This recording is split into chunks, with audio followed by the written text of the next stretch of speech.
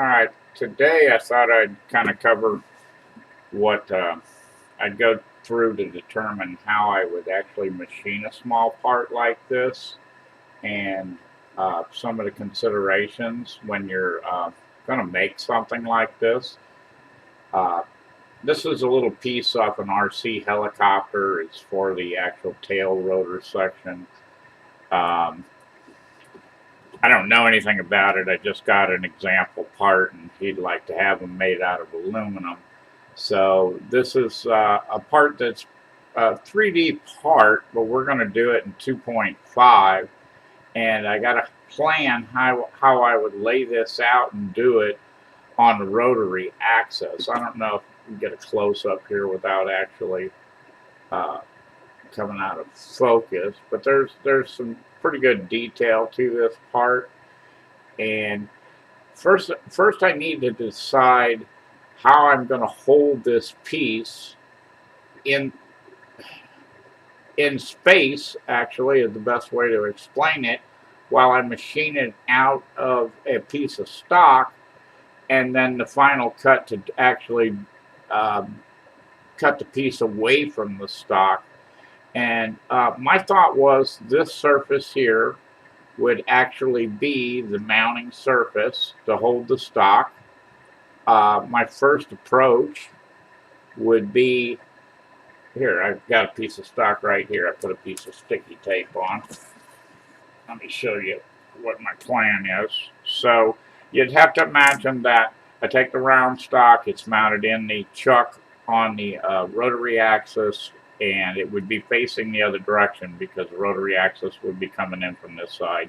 So I have to plan my all my drawings from that aspect, and then the actual round stock would be cut square down to something close to this size, so this would fit inside of it, and then this would be actually the way the piece would be machined out of it.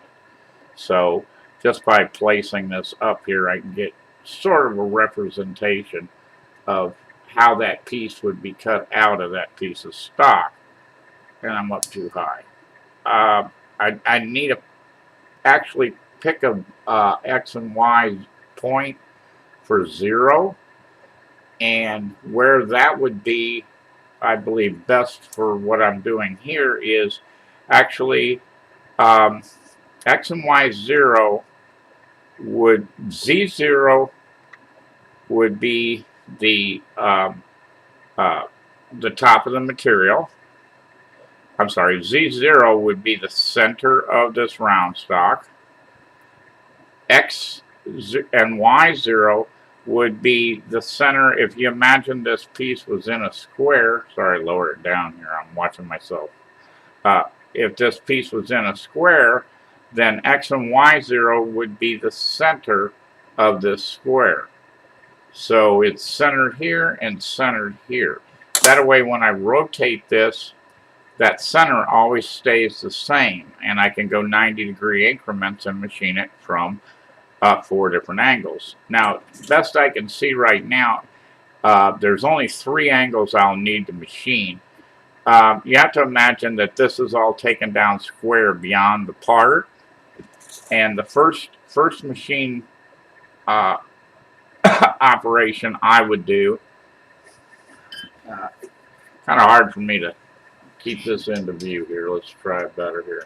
Okay, my first machine operation would be to come down and cut around this actual shape here on the top down to, let's see if we can see it, down to this depth. So I would cut this shape out down to this depth, and you have to imagine how this is facing up as it's doing it towards the mill, the cutter.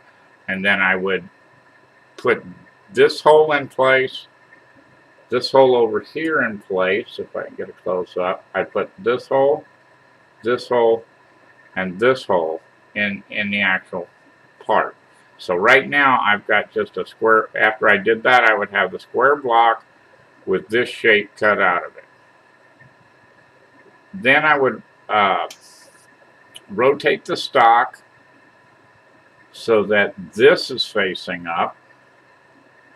Get this angle on the part, and I would once again come down and cut this shape, if I can get my hand out of the way, cut this shape as you're viewing it from down here, and I would cut that to a depth of just beyond this line.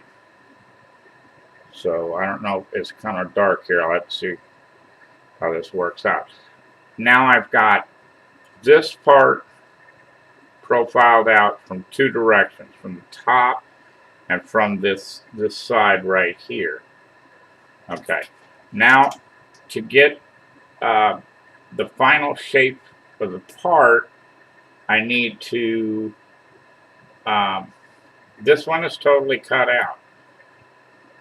And it's cut out, and this side here is cut out.